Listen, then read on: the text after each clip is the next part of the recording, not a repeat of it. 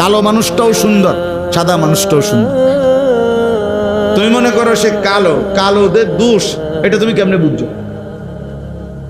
কালো রং এটা যে ত্রুটি, এটা যদি ত্রুটি হয়, এটা অসুন্দর হয়, তাইলে রাত্র না হোক। কথা বলেন না?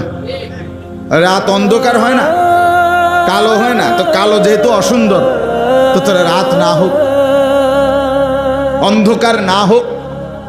তো তখন কি হবে?